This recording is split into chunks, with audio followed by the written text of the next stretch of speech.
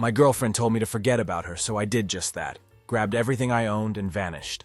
Be me, 29 years old Tyler. Living what most people would call the dream life. Marketing coordinator at a big tech company in Miami. Got the nice apartment, decent car, beautiful wife Jessica. Everything looks perfect from the outside. Like one of those Instagram posts that make you jealous. That Tuesday night changed everything. Still remember how the bathroom light hit her cheekbones. Jessica putting on her silver earrings, not even glancing my way. She had this routine, you know. Lip gloss first, then her gold necklace, then the earrings. Always in that exact order, like clockwork. But that night she skipped the necklace. Her hands were shaking slightly as she put on the left earring. Paused halfway through to check a text on her phone. Her lips curled into this subtle smile. So small I almost missed it. She didn't look at me once during the whole routine. Big plans tonight? I asked, trying to sound casual, but my voice cracked. Hated that crack, like my body knew before my brain did. She didn't respond at first. Just tucked a strand of hair behind her ear. Picked up her black clutch from the dresser. Then as she walked past me toward the door, she said those 3 words that ended everything. "Don't wait up." Said it without even stopping to look at me. I didn't say anything back. Not right away. Wasn't trying to be stoic or brave. Just couldn't find the air to speak. Like someone had pressed pause on the whole room except her. She was still moving, heels clicking against our hardwood floor. Sounded like gunshots in an empty hallway. The scent of her vanilla perfume lingered long after the door slammed. I stood there completely still for what felt like hours. Then I moved out that same night, packed a bag and left. But that wasn't where it all started. Jessica and I weren't always like this. We were high school sweethearts from Tampa. I know it sounds cliche, but it was real back then. We did everything together. College at University of Florida, our first crappy apartment. Our first disaster vacation in a tent that collapsed during a storm. We fought sometimes, sure, but we always found our way back to each other. That's the thing about history, though. It blinds you completely. Makes you think longevity equals loyalty. That time invested equals time respected. But it doesn't, not even close. The first crack was so subtle I missed it. She started working late at her job. I'm talking really late, like 10 p.m. late. Jessica worked at a local fitness center chain as their social media manager. Her boss Kevin was this total meathead. All muscle, no brain, constantly flexing. She said they were launching a new membership campaign. Had to coordinate with like 8 different locations. I believed her even when she stopped coming home for dinner. Even when she started showering the moment she walked in. Even when she began sleeping with her phone under her pillow. It wasn't suspicion that made me check her devices. It was pure desperation. 2 weeks before that, don't wait up night. I had planned this surprise weekend trip to the Blue Ridge Mountains. Just the 2 of us, no phones, no work bullshit. We hadn't done anything together in almost 6 months. I was so excited, thought it would fix everything. When I told Jessica about the trip, she didn't even pretend to be excited. Looked me dead in the eye with this blank stare. Said, "I don't think I can take that kind of break right now. Things are crazy at work, Tyler." Things were always fucking crazy, apparently. She started going out on girls' nights again. Except her best friend Monica had moved to Colorado. I knew this because Monica posted about it all over Facebook. Moving to Denver for a new job, goodbye, Miami posts everywhere. First time I asked Jessica how girls' night made sense. She said, "Oh, Monica's back visiting her family." Second time I brought it up. She snapped, "You're being paranoid, Tyler." Third time I asked, she didn't even answer. Just grabbed her keys and walked out. So I stopped asking questions. But I didn't stop noticing things. The way she never looked at me anymore. How she'd turn her phone face down when I walked by. The cold shoulder in bed every single night. That Tuesday night after she left. After those heels clicked away from our life. I walked to the kitchen like a zombie. Poured myself a glass of Jack Daniels. Sat down at our dining table and stared at my hands. I didn't feel angry in that moment. Didn't feel sad either. I felt suspended, like watching my own life through glass. The walls didn't feel like mine anymore. The photos on them didn't look like us. Even Max, our golden retriever, seemed to avoid eye contact. Got up from that table like I was sleepwalking. Grabbed my old duffel bag from the bedroom closet. Packed in complete silence. Threw in some clothes, toiletries, whatever I could grab. Left the house key on the kitchen counter next to the coffee maker. But the story didn't end when I walked out that door. It was only just beginning. The strange thing about leaving is you expect some cinematic moment. Maybe rain, thunder, dramatic music. Your reflection in the rearview mirror as you drive away. From the life you built with someone who stopped seeing you. But there was none of that Hollywood bullshit. Just humid Florida heat at 11 p.m. A streetlight buzzing above me like a dying insect. The sound of my tires on wet asphalt as I pulled out of our driveway. I didn't even know where I was going. My brother Nathan lived across town in Coral Gables. We hadn't been close for years. Different paths and all that. But I texted him anyway at a red light. "Can I crash at your place tonight? Need a favor?" He replied within like 3 minutes. "Doors open, bro." Nathan didn't ask questions when I showed up. Just handed me a cold Corona, patted my shoulder, turned on the heat game like nothing happened, the kind of silent support only someone who's been burned understands. He knew without me saying a word. I didn't talk that night, just sat there numb on his leather couch. Watching Miami lose to the Lakers by 15 points. Didn't even care about the score. Just needed the noise to fill the silence in my head. It was the next morning when I saw it. Her iPad was still connected to my Apple ID. We'd synced our devices when we upgraded 2 years ago. I'd completely forgotten about that connection. The thing lit up while I was making coffee in Nathan's kitchen. New messages notification popped up. My heart didn't leap or drop. It just stopped beating for a second. There were dozens of unread messages. The contact name was just D. At first I told myself it could be anyone. Maybe her cousin David from Orlando. Maybe an old college friend named Diana. Maybe work stuff with some vendor. But deep down in my gut I knew. I fucking knew what I was about to find. Tapped the message thread with shaking fingers. There it was. Messages from the night before. Sent just minutes after she walked out of our house. Jessica, leaving now. Wearing that red dress you like. D. Wish I could rip it off you right now. Jessica, don't tease me. Be there in 25. D. Room's ready. You better not be late. I sat down on Nathan's kitchen stool slowly, like my legs were too far away to respond to my brain. My hands were shaking, but not from shock. It was rage, the kind that doesn't explode right away, but builds like pressure in a sealed container. It wasn't even the flirty messages that destroyed me. It was how casual they were, how familiar. Like this had been going on forever. Like I was just a side character in my own marriage. I scrolled further up in their message thread. Had to see how deep this rabbit hole went. Jessica, last night was incredible. You're amazing. D. You make it easy, babe. Jessica, Tyler suspects something, might need to cool it for a bit. D. Don't stress about it. He's soft. He'll forgive anything. That message hit different than all the others. Not angry, not sad, not my husband. Just he's soft. Like I was weak for trusting her. For believing in the vows we made under that sunset in Key West. With all our friends and family clapping like idiots. Thinking we were watching True Love. I closed the iPad and stared into my black coffee. Like it could answer every question I didn't know how to ask. Who was D? How long had this been going on? How many times had she looked me in the eyes and lied? How many times did she kiss me goodbye on her way to fuck someone else? I didn't cry. Not right then. Just stood up, grabbed my keys from Nathan's counter. Had to drive, couldn't sit still. Not when everything I thought was solid had turned to quicksand. 3 miles from Nathan's place, I parked at this cheap motel. One of those extended stay places near I-95. The kind with hourly rates and broken neon signs. Walked in and asked for the manager. Showed him Jessica's photo on my phone. I'm trying to confirm a reservation for a surprise, I lied. The guy behind the counter didn't even blink. Oh yeah, she's been here several times. Always with that same tall guy with the beard. My throat went completely dry. What name is the room under?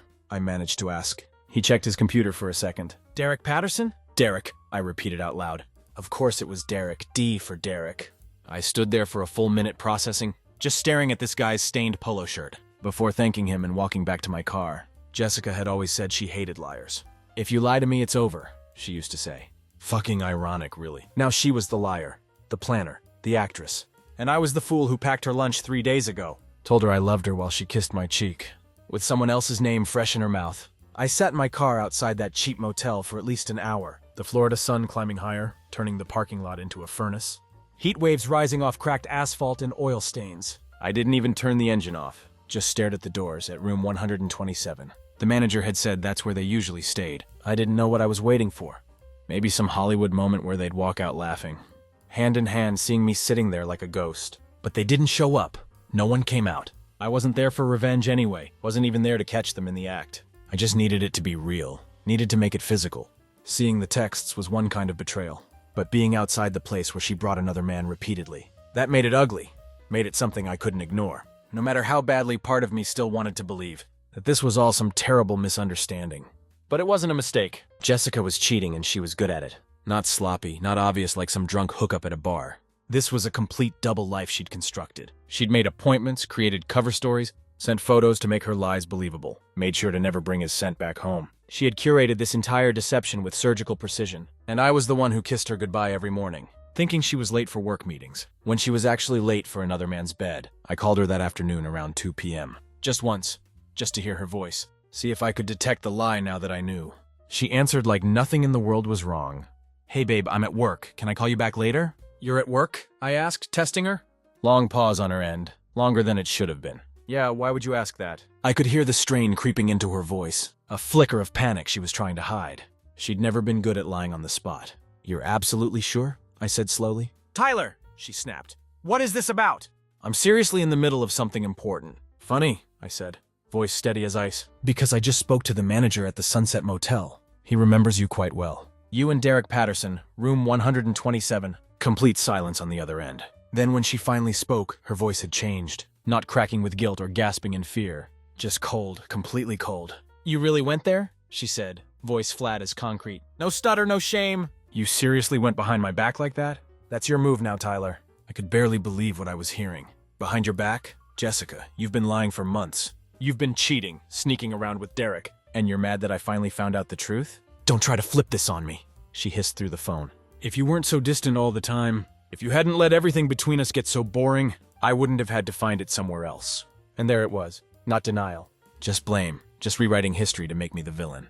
I didn't say anything back. Just let the silence hang there, thick and poisonous. She broke the silence first. "I guess now we're doing this," she said, voice clipped and sharp. "Fine, you want honesty?" "Yeah, I've been seeing Derek for a while now. And no, I don't regret it at all." Still, I said nothing. Just listened. Wanted to hear how deep this hole she was digging would go. "I wanted to feel alive again," she continued. "You haven't touched me in months, Tyler. You don't see me anymore. You're like a shadow walking through our house. You don't even try anymore." I should have yelled back at her. Should have screamed about all the nights I made dinner.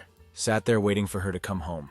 All the texts she never answered. All the cold shoulders and guilt trips. All the times I tried to fix something she'd already decided to burn down. But I just said one thing. "We're done, Jessica." And I hung up the phone. She didn't call back, didn't text. No tears, no apology, no desperate excuses. Jessica didn't even try to fight for what we had. She'd already replaced me months ago. When I woke up the next morning in Nathan's guest room, took me a full 30 seconds to remember why my chest felt hollow. The bed was too small. Ceiling was unfamiliar. For a moment I thought maybe I had dreamed everything. The motel, the texts, that cold voice on the phone. But then I looked at my phone. No messages, no missed calls. Not even a single "where are you" from Jessica. She'd erased me in real time. Nathan was in the kitchen making pancakes. Like it was some kind of Sunday tradition. I hadn't seen him cook since our mom was alive. I sat at the counter and he didn't ask questions until I finished eating every bite. "So you're leaving her?" he asked finally. It was the first time I'd said it out loud. "Yeah," I said, voice barely a whisper. "I am..." Nathan nodded once, flipping another pancake. "You're doing the right thing, bro." It was strange how final those words felt. Like speaking them out loud was a key turning in a lock. Like some invisible line had been crossed, and I wasn't allowed to walk back over it ever again. I went back to our house later that afternoon, half hoping Jessica wouldn't be there, but her white Honda was in the driveway. So was another car, a red Ford F-150, parked like it belonged there. Like this was his home now. My hands started shaking, not from fear. From pure restraint, from holding back. I stood in front of that door for maybe a minute, before unlocking it and walking inside. The house smelled different. Like cologne I didn't recognize. Something expensive and aggressive, and there they were in our kitchen laughing. Jessica leaned against the counter like she was hosting a party. Hair up in a messy bun, barefoot coffee mug in hand. She turned to look at me when I walked in. And for the first time, she didn't even flinch. "Tyler," she said coolly. "Didn't expect you back so soon." Derek, I assumed it was him. Stood next to her, just watching me. Tall guy with a beard like the motel manager said. He didn't speak, didn't smile. Just stared like he was waiting for me to make a move. "I came to get some things," I said. My voice sounded like ice cracking. "Clothes, papers, my dog." Jessica actually rolled her eyes at me. "Tyler, don't be so dramatic about this." "Where is Max?" I asked, ignoring her tone completely. "In the backyard," she said with a shrug. "He's fine. Relax." I didn't look at Derek, not once. Didn't give him the satisfaction of acknowledgement. Went upstairs and packed what I could in silence. Every shirt, every drawer feeling like a memory I didn't want anymore. She didn't follow me upstairs. Didn't say a word while I gathered my life. The only sound was my electric razor, which for some reason had been left running on the bathroom counter. Like someone had been interrupted. When I came downstairs with my bags, Jessica was sitting at the kitchen table now, sipping coffee like she was in a fucking cafe. "You could have talked to me first," she said casually. Like this was all my fault somehow. I laughed, couldn't help it. Not from humor, from pure disbelief. "Talk about what? How you've been sleeping with someone else?" "Don't exaggerate," she said flatly. "We never used our bed." "Oh right," I snapped back. "You only use motel rooms. Very respectful of you, Jessica." Derek shifted then, but still didn't say a word. Just stood there like a statue. "I didn't come here to fight," I said. "I came for what's mine. That includes Max." Jessica gave this lazy shrug. "He likes Derek better now anyway." That hit harder than it should have. Not because I believed it was true, but because she said it like it was funny. Like this was all some kind of game to her. I walked out to the backyard and called for Max. He came running like nothing had changed in his world. Tail wagging, jumping up on my legs. His leash was still hanging by the back door. I clipped it on, loaded him into my car. As I pulled away from the house for the last time, I caught one glimpse through the front window. She was laughing again at something Derek said. And it wasn't the Jessica I married. It wasn't even someone I recognized anymore. I didn't cry until I got to the gas station. Strange place for a breakdown. Somewhere between the windshield washer fluid and microwave burritos. But that's where it happened. I was standing there with Max in the back seat, leash tied to the headrest, panting like he'd just run a marathon. And I just collapsed inside. Not physically, but emotionally. All the walls I'd kept up the last few days. The control, the restraint, the numbness. They all came down in one breath. Because it hit me then that it was really over. Not just the marriage, not just the home, but the illusion that Jessica ever cared enough not to destroy me. The realization that while I spent months trying to fix things, apologizing for things I didn't even understand, she had already handed the keys to our life to someone else. She didn't just betray me, she erased me completely. I sat in my car at that gas station, head resting against the steering wheel, breathing like I'd just been gut-punched. People walked by filling up their tanks. A woman in a blue sedan pulled up next to me, didn't even glance over at the broken man having a meltdown. The world just kept moving like my heart wasn't in pieces. In this dusty parking lot off Highway 95, Max whimpered once from the back seat. Just a little sound, a reminder I wasn't completely alone. I pulled myself together barely, wiped my face with a crumpled receipt from the floor, drove straight to a storage unit place I found online. The guy at the counter didn't ask why I needed it so fast, just handed me the keys and offered me a half smile. Like he'd seen this story 1,000 times before. I unloaded my bags, dropped off everything. That didn't feel like it belonged to me anymore. Then I sat down in that echoey concrete box, opened the manila folder that held our marriage certificate, stared at it like it was a prop from a bad play. How do you go from standing in front of 150 people, promising forever under palm trees in Key West, to being nothing more than a line item on a divorce petition? That night, Nathan and I sat on his back porch. He brought out 2 Coronas and said nothing for a long time. Just stared out at the dark oak trees lining his yard, listening to distant traffic and cicadas. "You still love her?" he asked finally. I didn't answer right away. Because love wasn't even the right word anymore. It was something else now. Something twisted and rusted and hollow. Like hearing a song that used to be your favorite, and now just makes your stomach turn. I loved the version of her that existed in my head, I said finally. The one who smiled at me in Target for no reason. The one who sent stupid memes when I had a bad day. The one who used to dance in the kitchen barefoot to old songs. Nathan nodded slowly, taking a swig of his beer. That version's gone, bro. No, I said, staring up at the stars. She never existed. I just thought she did. And that was the worst part of everything. I wasn't grieving Jessica the cheater. I was grieving the lie I built around her. The fantasy version I'd been married to, while the real Jessica was planning her escape. The next morning, I made an appointment with a divorce attorney. The receptionist didn't even flinch when I said infidelity. She just nodded, handed me a clipboard, pointed to a chair like it was just another Wednesday. The lawyer's office smelled like burnt coffee and printer ink. Everything about it was beige and depressing. The walls, the furniture, even the lawyer's tie. His name was Robert Chen. Looked tired. Had that grayish complexion of someone who'd seen too many stories like mine to react with anything more than polite professionalism. "So, infidelity," he said, scanning the form I filled out. "How long has it been going on?" "Months," I replied, voice hoarse. "Maybe longer. I only found out a few days ago." He scribbled something on his notepad.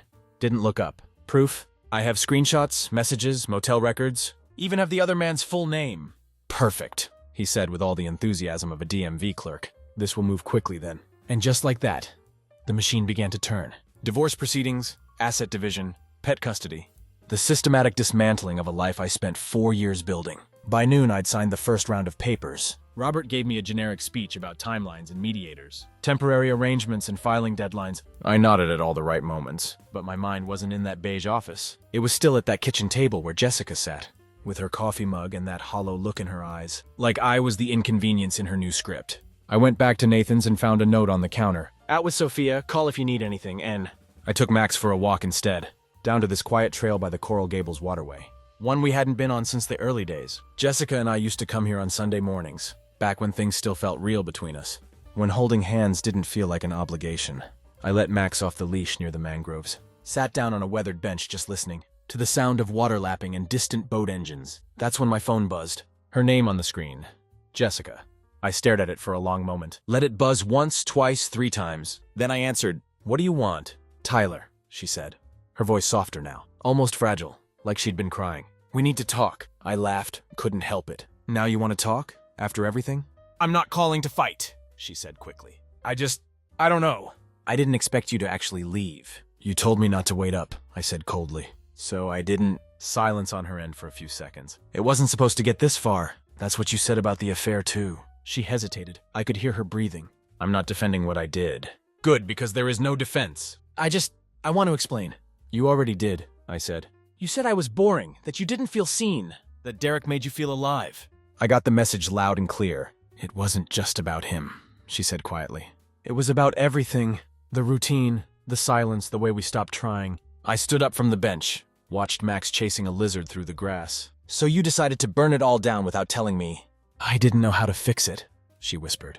You didn't want to fix it, I said. You wanted out without guilt, so you made me the villain in your head? That way you could sleep at night. She didn't argue with that. I almost hung up, but then she said something unexpected. I want to keep the house. I laughed again, not bitter this time, just completely stunned. You want the house? It's closer to my work, she said. Derek might be moving in. And there it was. Derek moving into my house. Sleeping in my bed, drinking coffee in my kitchen, using the shower I installed, the deck I built. I'll let the lawyer know, I said, voice like stone. Tyler, I'm not trying to hurt you anymore. You already did, I said. Now you're just decorating the wound? I hung up, turned the phone off completely, whistled for Max, and we walked back in silence. I didn't go back to Nathan's right away. Had to drive. Needed to put miles between myself. And that voice I couldn't get out of my head. Jessica saying Derek might be moving in. Like it was the most casual thing in the world. Like this wasn't the same home where we picked out furniture together. Argued over paint colors for 3 hours at Home Depot. Brought Max home for the first time as a puppy. Now it was just a placeholder for someone else's life. I drove until the road flattened out into long stretches of highway. The kind where you can't tell where the sky ends and the asphalt begins. Just endless Florida flatland stretching toward the horizon. Somewhere in that wide open nothing it hit me. She had already rewritten the entire story. In her version, I was the distant one. The disengaged husband who didn't see her anymore. She would tell her friends the marriage had been dead for years. That Derek wasn't the cause, just the wake-up call. That's what cheaters do. They rewrite the past so they can live with themselves. Make the betrayed spouse into the villain, so they don't have to face what they really are. But I remembered everything. I remembered leaving work early to surprise her on her 27th birthday. Drove all the way to that fancy restaurant in South Beach. I remembered rubbing her shoulders when she had those migraines. Staying up all night when she had food poisoning. I remembered holding her hand at her grandfather's funeral, not letting go until she was ready. I remembered all the versions of me she conveniently erased. When she needed a reason to open her legs for Derek, I pulled over at a rest stop near Homestead, sat on the curb with Max at my feet.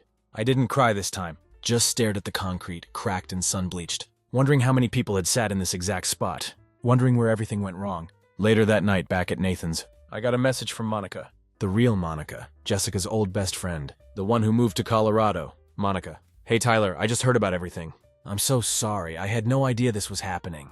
I blinked at my phone, confused. Me, heard what? Monica, about Jessica and Derek. My cousin Lisa told me she knows Derek from her gym.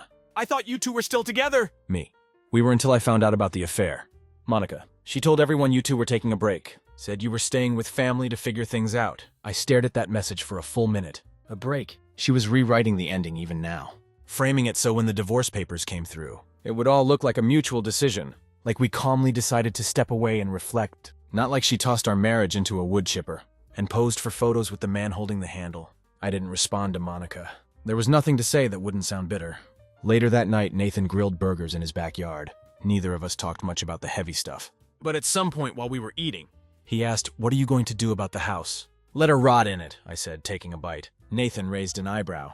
"Seriously?" I shrugged, swallowed my food. "She can keep the place. She'll fill it with lies anyway. Every corner of that house will whisper the truth. When Derek's not around to distract her." Nathan looked at me for a long time, studying my face in the porch light. "You're not angry anymore, are you?" I thought about that question, turned it over in my mind like a puzzle piece. "No," I said finally. "I'm something worse than angry." "What's worse than angry?" he asked. "Done." The next morning came with an unexpected chill. One of those rare Florida mornings where the air feels still, like something's waiting to happen in the atmosphere. I checked my phone out of habit, even though I knew there'd be nothing from Jessica. She had stopped pretending completely. No breadcrumb texts, no weak regrets, no pathetic apologies. She'd made her move and had zero intention of looking back. But there was a message from a number I didn't recognize. "You don't know me. I'm Derek's ex-girlfriend. Can we talk?" For a moment I thought it was some kind of prank. But something about the timing, the phrasing, it felt different, urgent. I replied cautiously. "Me, why would we need to talk?" Unknown number. "Because you deserve to know who he really is. We met at a Starbucks on the other side of town." Her name was Vanessa. Dark hair, sharp green eyes, nervous fingers tapping against her coffee cup. She looked like someone who hadn't slept well in weeks. "Thanks for coming," she said, sitting across from me like we were old friends. "In a war neither of us signed up for." "I'm not sure what you expect me to do," I said carefully. "I'm already divorcing Jessica." "I know. she said, stirring her latte. I just thought you should know what she got herself into. Vanessa told me things that made my blood run cold. Derek wasn't just a guy with good timing. He was a pattern, a predator with a system. He had a trail of women behind him. Overlapping relationships that all ended in chaos. Gaslighting, manipulation, quiet psychological threats. He wasn't physically abusive. She made that clear. But he played people like chess pieces. Twisted them, got inside their heads, until they couldn't tell what was real anymore. I didn't believe it at first, she said. He was charming, funny, seemed really smart. But it always started the same way. Jokes about my ex-boyfriend, then subtle digs at my friends, then slowly pulling me away from everyone who cared. How long were you with him? I asked. Almost 3 years, she said. I got out when he started flirting with my roommate. Right in front of me, like I wasn't even there. When I called him out on it, he told me I was insecure, that I needed therapy. I believed every word she said, because it sounded exactly like the way Jessica had been talking. For the last few months, the rewritten history, the quiet blame, the way she slowly convinced me I was the problem. I just thought maybe if you knew who he really was, Vanessa said, you wouldn't waste any more time thinking it was your fault. I nodded, more grateful than I could express. It wasn't my fault, I said. And I mean that night Jessica called again. I almost didn't answer, but curiosity got the better of me. She sounded completely different this time. Tyler, she started, not cold, not angry, just off, like something was wrong. What do you want? I said, cutting straight to it. I'm tired, she said, voice barely above a whisper. I think I made a mistake. I didn't respond, just waited, let the silence hang there between us. I mean, with everything, with Derek. Still, I said nothing. Wasn't going to make this easy. I thought it was what I wanted, she continued. I thought he was like a better version of you. I cut in before she could finish that thought. But he's not. She didn't answer that directly. Just kept talking like she was in a confessional. I don't feel safe anymore. That made me sit up straight on Nathan's couch.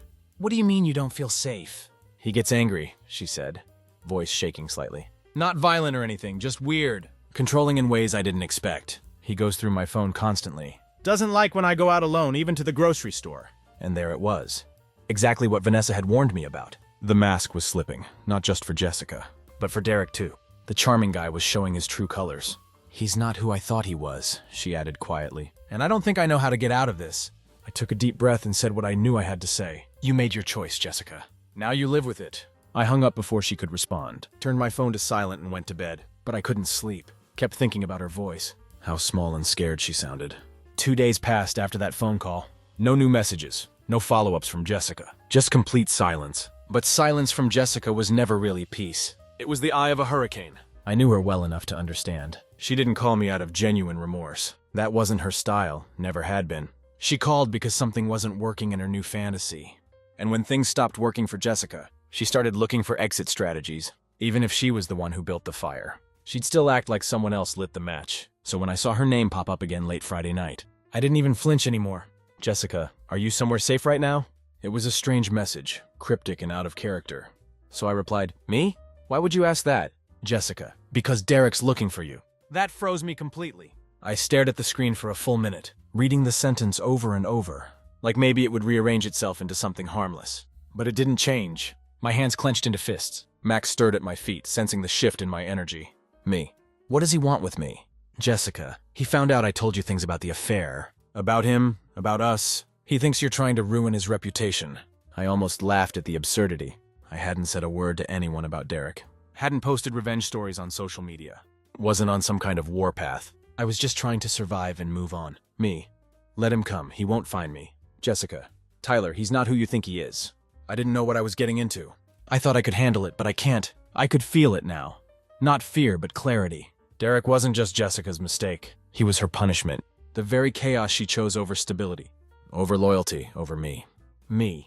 You picked this mess, now live with it. I blocked her number for good this time. Wasn't going to be her safety net. Not after everything she'd destroyed. The next morning I filed a restraining order just in case. Nathan stood behind me at the courthouse like a bodyguard. He didn't say much, but his presence was solid.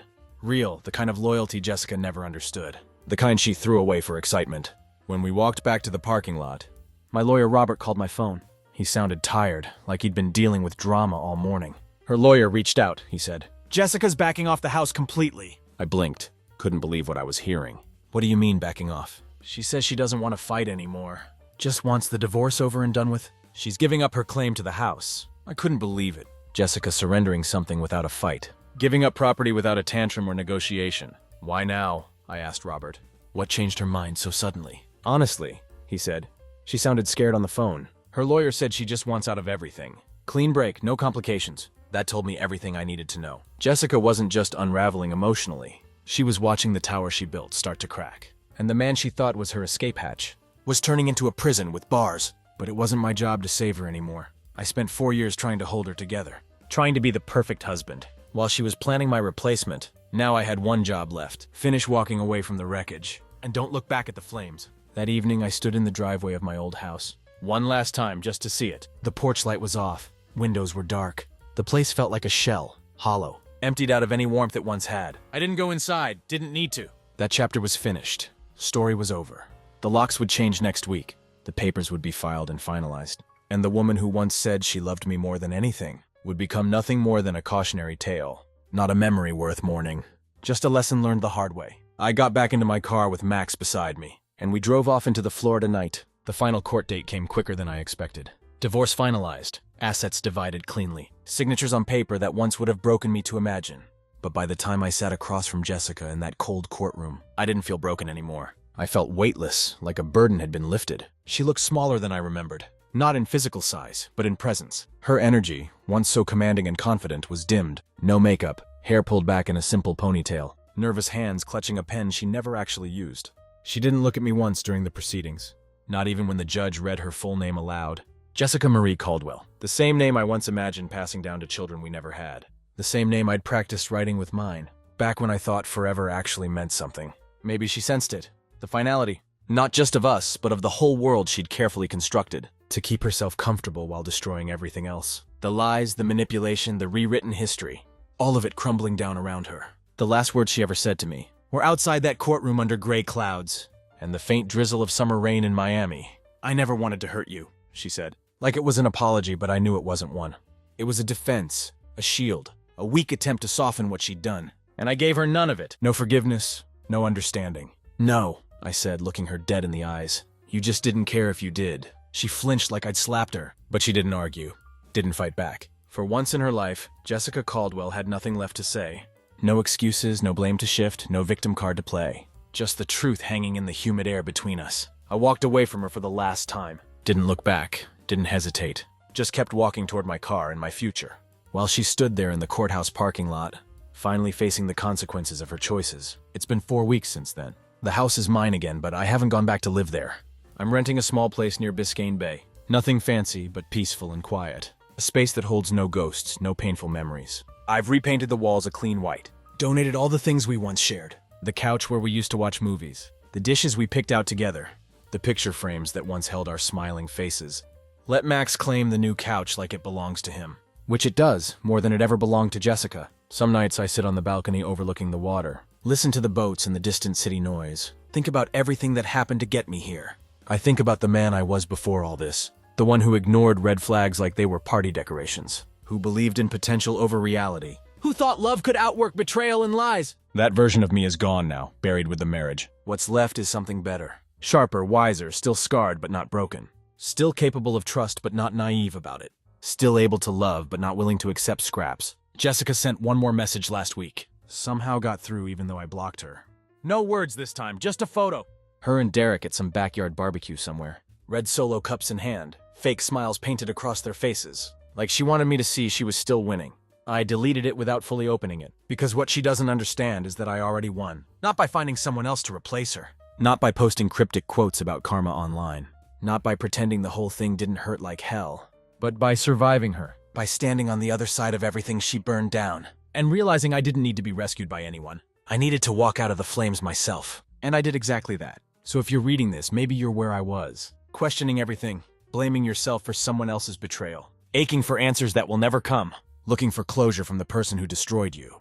Let me tell you something I wish someone had told me. Sometimes the worst thing they ever do to you is the best thing that ever happens to you. Sometimes the person who breaks your heart is actually setting you free from a prison you didn't know you were in. Let them go. Let them keep their lies and their new relationships. Let them rewrite history to make themselves feel better. Because the truth doesn't change just because they can't face it. You don't need their apology to heal. You don't need their regret to move forward. You don't need them to admit what they did was wrong. You just need to accept that some people aren't capable of being the person you thought they were. And that's not your failure. That's theirs. I'm Tyler. I'm 29 years old. I survived my wife's affair and our divorce. I kept my dog, my dignity, and my sanity. I lost a liar, a cheater, and a woman who never deserved me anyway. And honestly, I think I got the better deal.